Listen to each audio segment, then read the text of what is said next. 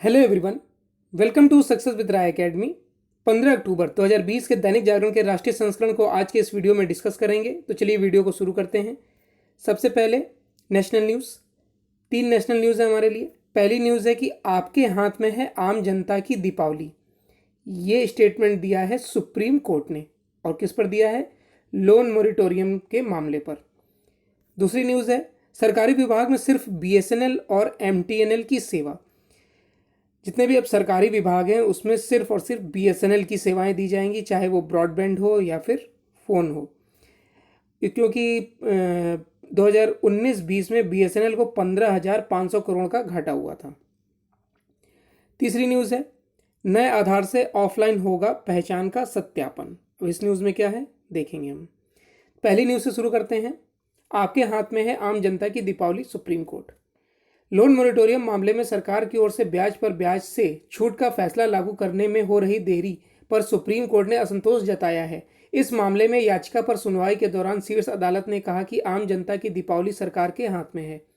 इस संबंध में अपने फैसले को जल्द लागू करते हुए सरकार लोगों को राहत दे। अगली सुनवाई को 2 नवंबर को तय की गई है।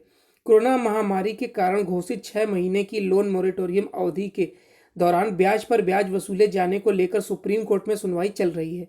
याचिकाओं में मोरेटोरियम अवधि बढ़ाने की अपील भी की गई है। पिछले दिनों सरकार ने अदालत को बताया कि लोगों की मुश्किल को समझते हुए 2 करोड़ रुपए तक के एमएसएमई व पर्सनल लोन वालों से मोरेटोरियम अवधि के लिए ब्याज पर ब्याज नहीं वसूला जाएगा। सरकार ने यह भी कहा कि मोरेटोरियम मामले में इससे ज़्यादा छूट से अर्थव्यवस्था को नुकसान होगा। भारतीय रिजर्व बैंक भी यह कह चुका है कि मोरेटोरियम की अवधि को 6 महीने से ज़्यादा नहीं बढ़ाया जा सकता है। ऐसा होने से कर्ज अनुशासन बिगड़ेगा। नेक्स्ट है सरकारी विभागों में सिर्फ बीएसएनएल और एमटीएनएल की सेवा। सरकार ने घाटे में चल रही टेलीकॉम क्षेत्र की कंपनियां बीएसएनएल और एमटीएनएल को राहत दी है। अब किसी भी मंत्रालय, सरकारी विभाग और केंद्रीय सार्वजनिक कंपनियां एवं केंद्र सरकार के अंतर्गत काम करने वाली सभी प्रतिष्ठानों में टेलीकॉम सेवा के लिए भारत संचार निगम लिमिटेड और महानगर टेलीफोन निगम लिमिटेड की सेवा लेना अनिवार्य होगा। इस मामले में टेलीकॉम विभाग द्वारा वित्त मंत्रालय के साथ परामर्श के बाद निर्देश जारी किया गया है। इस नियम के मुताबिक सभी सरकारी दफ्तरों में अब इंटरनेट सेवा, ब्रॉडबैंड सेवा, टेलीफोन सुविधा जैसी सेवाओं के लिए बीएसएनएल और एमटीएनएल की सेवा लेना अनिवार्य होगा। किसी अन्य कंपनी की सेवा टेलीकॉम सेवाओं के लिए नहीं ली जाएगी। गत वित्त वर्ष 2019-20 में बीएसएनएल को 15,500 करोड़ तो एमटीएनएल को 3,694 करोड़ रुपए का नुकसान हुआ है। इस साल जुलाई में बीएसएनएल के वायरलाइन उपभोक्ता सिर्फ 80 लाख बताए गए हैं। नेक्स्ट है नए आधार से ऑफलाइन होगा पहचान का सत्यापन। भारतीय विशिष्ट पहचान प्राधिकरण यानी यूआईडीएआई नया आधार पीवीसी यानी पॉलीविनाइल क्लोराइड कार्ड जारी कर रहा है। यह कार्ड वर्तमान आधार कार्ड से अधिक सुरक्षित बताया जा रहा है। यूआईडीएआई का दावा है कि इस कार्ड पर दिए गए क्यूआर कोड को स्कैन करके ऑफलाइन तरीके से भी पहचान का सत्यापन किया जा सकता है, लेकिन यह सत्यापन एम आधार ऐप और यूआईडीएआई की तरफ से अधिकृत विंडो से ही संभव हो सकेगा। यूआईडीएआई की तरफ से दी गई जानकारी के मुताबिक कोई भी व्यक्ति यूआईडीएआई की साइट पर जाकर आधार पीवीसी कार्ड मांगने के लिए ऑर्डर कर सकता है। स्पीड पोस्ट से यह कार्ड भेजा जाएगा। पीवीसी कार्ड के बदले सिर्फ 50 रुपये का भुगतान करना होगा।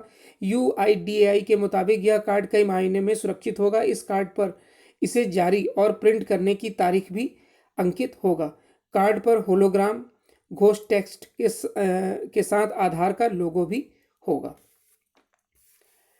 तो ये नेशनल पेज की 3 न्यूज़ थी। अब नेक्स्ट पेज पर आते हैं।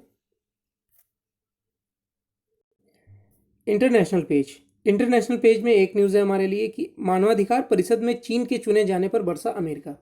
अमेरिकी विदेश मंत्री माइक पोपियो ने संयुक्त राष्ट्र मानवाधिकार परिषद में चीन, रूस और क्यूबा जैसे अधिनायकवादी देशों के चुने जाने पर संयुक्त राष्ट्र की आलोचना की है। उन्होंने कहा कि इससे यह साबित होता है कि परिषद में अमेरिका के हटने का फैसला पूरी तरह उचित था। पोम्पियो ने एक बयान में कहा कि यूएनएचआरसी न केवल इजराइल विरोधी पूर्वाग्रह से ग्रसित है बल्कि सदस्यता नियमों को लेकर भी उसका रवैया ठीक नहीं है। यही वजह है कि उसने परिषद में उन देशों को शामिल होने की अनुमति दी है जिनका मानवाधिकार रिकॉर्ड सबसे खराब रहा है। अमेरिका ने जब परिषद से बाहर निकलने का ऐलान किया था तब संयुक्त राष्ट्र ने सदस्य देशों से परिषद में तत्काल सुधार का आग्रह किया था। किसी ने कोई ध्यान नहीं दिया। घृणित मानवाधिकार रिकॉर्ड वाले देशों को परिषद ने बतौर सदस्य चुन लिया गया। नेक्स्ट है बिजनेस पेज। बिजनेस पेज में 3 न्यूज़ हैं। पहली न्यूज़ है कि यहाँ पर होगा कोरोना कवर। कोरोना कवर को पूर्ण बीमा में बदलने की मिलेगी सुविधा। दूसरी न्यूज़ है टॉप टू टोटल योजना चढ़ने लगी परवान और भारत फिर बना ISA का अध्यक्ष। पहली न्यूज़ से शुरू करते हैं। कोरोना कवर को पूर्ण बीमा में बदलने की मिलेगी सुविधा। अगर किसी उपभोक्ता के पास कोरोना इंश्योरेंस है तो वह इसे अब पूर्ण हेल्थ इंश्योरेंस में तब्दील कर सकता है। इसका फायदा यह होगा कि उपभोक्ता को अन्य बीमारियों के इलाज का भी फायदा मिलेगा। वहीं उपभोक्ता अब कोरोना इंश्योरेंस का नवीकरणीय भी करा सकेंगे। भारतीय बीमा नियामक एवं विकास प्राधिकरण ने सभी इंश्योरेंस कंपनियों के लिए यह निर्देश जारी किया है। इंश्योरेंस विशेषज्ञों के मुताबिक कोरोना इंश्योरेंस सिर्फ कोरोना संक्रमण से जुड़े इलाज के कवर के लिए है। इसे कंपनियों ने जुलाई से बेचना शुरू किया है। इरडा ने सभी इंश्योरेंस कंपनियों को कोरोना कवर के लिए कोरोना कवच और कोरोना रक्षक नामक विशेष पॉलिसी बेचना अनिवार्य कर रखा है। इसे न्यूनतम 3.5 महीने के लिए खरीदा जा सकता है।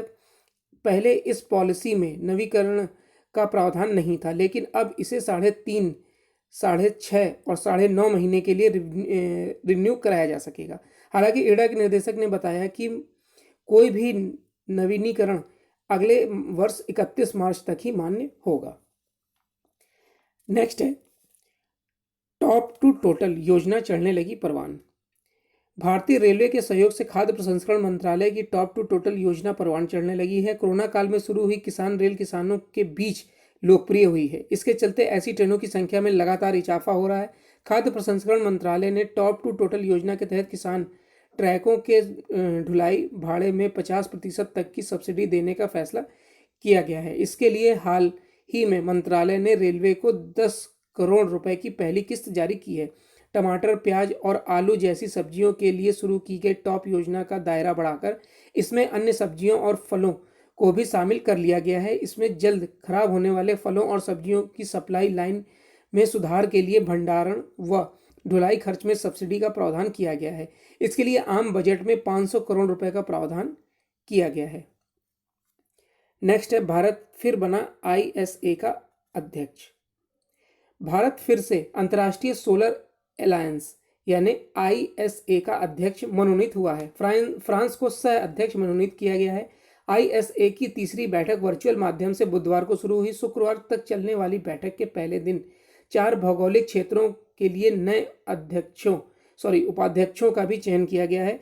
बुधवार को हुई बैठक की एक अहम खासियत यह भी रही कि निजी व सरकारी क्षेत्र की कंपनियों के साथ ISA के व्यापक सहयोग के ढांचे को मंजूरी दे दी गई है। भारत की 10 सरकारी कंपनियों ने 10-10 लाख डॉलर का चेक इस उद्देश्य से सौंपा है।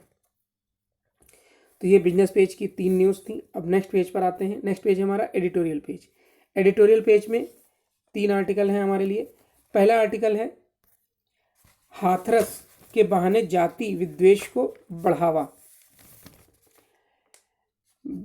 भीमा कोरेगांव में हाथरस तक एजेंडा एक ही था कि हिंदू धर्म को जातियों में बांटो और इसलिए दलित समाज को हिंदू धर्म से अलग करके दिखाने की कोशिश होती है। इसी पर लिखा गया है आर्टिकल और यह आर्टिकल लिखा है राजनीतिक विश्लेषक एवं स्तंभकार प्रदीप सिंह द्वारा। दूसरा आर्टिकल है संक्रमण की दूसरी लहर ना आ पाए। जब तक कोरोना वायरस हमारे आसपास है तब तक सतर्कता का साथ नहीं छोड़ा जा सकता। इसी पर लिखा गया है आर्टिकल और यह आर्टिकल लिखा है डॉक्टर कलाम के पूर्व सलाहकार रहे लेखक कलाम सेंटर के CEO हैं सृजन पाल सिंह। तीसरा आर्टिकल है IMF का अनुमान। IMF ने जिस तरीके से भारत की अर्थव्यवस्था के लिए जो अनुमान बताया गया है उसी पर लिखा गया है आर्टिकल। तो पहले आर्टिकल से शुरू करते हैं। हाथरस के बहाने जाति विद्वेष को बढ़ावा। हाथरस, इस नाम को पूरा देश ही नहीं दुनिया जान चुकी है। वहां एक दुखद घटना हुई। एक निर्दोष बेटी को जान से हाथ धोना पड़ा। उसे किसने मारा, अब सीबीआई इसकी जांच कर रही है। सुप्रीम कोर्ट से इलाहाबाद हाई कोर्ट तक इसी घटना और उसके बाद के घटनाक्रम पर नजर है। एक बेटी की मौत को एक दलित की मौत बना दिया गया, क्योंकि किसी बेटी की मौत या उस पर अत्याचार तो आम खबर है, दलित की मौत एजेंडा चलाने का मौका देता है। हाथरस की घटना की मीडिया कवरेज और नेताओं के दौरे देख पढ़कर लगा कि अचानक अपना समाज कितना संवेदनशील हो गया है, पर संवेदना के पैमाने बने हुए हैं। दलित की मौत सवर्ण के कारण हो तो संवेदनशील और मामला बढ़ जाता है। दलित की मौत मुसलमान के हाथों से हो जाए तो यह सामान्य कानून व्यवस्था का मामला है। संवेदना इससे उपजती है कि पीड़ित और पीड़ा पहुंचाने वाले का धर्म और जाति क्या है। इंसान महत्वपूर्ण नहीं है, जाति और धर्म है। जाति और धर्म कुछ लोगों की नज़र में अविनाशी है। हाथरस में जो हुआ उसे आप किसी एक घटना पर मीडिया चैनलों की टीआरपी की होड़ और राजनीतिक दलों की मौका पर चौका मारने की कोशिश के रूप में देखेंगे तो सतह के नीचे नहीं पहुंच पाएंगे। हाथरस की घटना में युवती पर जानलेवा हमला और फिर मौत गौण विषय थे। वह किसी भी जाति और धर्म की हो सकती थी। यह दलित थी, इसलिए खबर यह बनी कि दलित युवती के साथ सामूहिक दुष्कर्म हुआ। किसने किया? जवाब आया कि ठाकुरों के लड़कों ने किया। अलीगढ़ के अस्पताल की जांच और फिर दिल्ली के सफदरजंग अस्पताल में इसका इलाज और मौत के बाद पोस्टमार्टम हुआ। उनकी रिपोर्ट एजेंडा चलाने वालों के माफिक नहीं थी। सो पुलिस, सरकार, अस्पताल और डॉक्टरों पर सवाल उठाए गए। जो सुशांत सिंह राजपूत के मामले में फॉरेंसिक एक्सपर्ट बन चुके से चूक गए थे, वे इस मामले में मौका मार ले गए। उत्तर प्रदेश पिछले 3 दशकों से माफिया राज की गिरफ्त में था। सरकार से ज्यादा माफिया का सिक्का चलता था। सरकार में बैठे लोग हाथ डालने से डरते थे, इसलिए मिलकर काम करने लगे। योगी आदित्यनाथ ने उत्तर प्रदेश में संगठित अपराध की कमर तोड़ दी है। माफिया के लोग एनकाउंटर में मारे जा रहे हैं या गिरफ्तार हो रहे हैं। नजतन देश के इतिहास में पहली बार हुआ है कि गुंडे जमानत रद्द कराकर जेल जाने लगे हैं। योगी यहाँ तक नहीं रुके। माफिया की 2 बड़ी ताकत होती हैं, एक सरकारी राजनीतिक संरक्षण और दूसरा आर्थिक साम्राज्य। सरकारी संरक्षण तो उनके मुख्यमंत्री बनते ही बंद हो गया। उन्होंने उनकी सौदों से और आर्थिक कमर भी तोड़ दी है। उत्तर प्रदेश प्रधानमंत्री नरेंद्र मोदी का चुनाव क्षेत्र है। यह गृह मंत्री अमित शाह ने राज्य में पार्टी को पुनर्जीवित किया है। योगी आदित्यनाथ के खिलाफ भ्रष्टाचार, भाई भतीजावाद और अपराधियों को संरक्षण देने जैसे कोई आरोप लग नहीं सकता, तो बार बार उनकी जाति पर सवाल उठाया जाता है। यह जानते हुए भी कि किसी सन्यासी की सन्यास से पूर्व की पहचान की बात करना हिंदू धर्म में अनैतिक माना जाता है। दरअसल एजेंडा चलाने वालों को हिंदू धर्म को जातियों में बांटना है, इसलिए बार बार दलित समाज को हिंदू धर्म से अलग करके दिखाने की कोशिश होती है। प्रधानमंत्री के सबका साथ सबका विकास और सबका विश्वास के नारे और काम से भाजपा इस जातीय विभाजन को रोकने में लगातार कामयाब हो रही है। नेक्स्ट आर्टिकल है संक्रमण की दूसरी लहर ना आ पाए। मार्च 1918 में जब प्रथम विश्व युद्ध अपने अंतिम दौर की ओर बढ़ रहा था, तब स्पेनिश फ्लू महामारी की पहली लहर आई थी। यह शुरुआती लहर उन चीनी मजदूरों के कारण आई थी जिन्हें यूरोप लाया गया था। उन्होंने युद्ध के क्षेत्रों में शुरू होते हुए महामारी ने सभी पक्षों के सैनिकों को अपनी चपेट में लिया था। फिर जब वे अपने अपने देश लौटे या जेलों से छूटे तो उनके साथ साथ अन्य देशों के अंदरूनी इलाकों तक संक्रमण फैल गया। जून 1918 तक यह संक्रमण ऑस्ट्रेलिया, रूस, चीन, भारत, अफ्रीका, जापान और यूरोप के अधिकांश हिस्सों तक पहुंच गया था। फिर जुलाई 1918 में संक्रमण में अपने आप कमी आई। पहली लहर कम घातक थी, इससे कई लोग बीमार तो हुए, लेकिन मृत्यु दर इतनी कम थी कि क्वारंटाइन जैसे किसी कदमों को लागू नहीं किया गया। फिर सितंबर 1918 में दूसरी लहर आई। उस समय तक संक्रमण दुनिया के सभी महाद्वीपों तक पहुंच चुका था और वह घातक साबित हुआ। दूसरी लहर के आने से 3 से 4 महीने के भीतर ही अमेरिका में 3 लाख लोगों की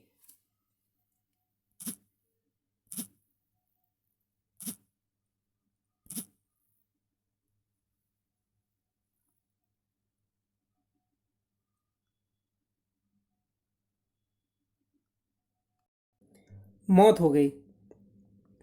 स्पेनिश फ्लू की पहली लहर के बाद दुनिया भर में एक लापरवाही देखी गई।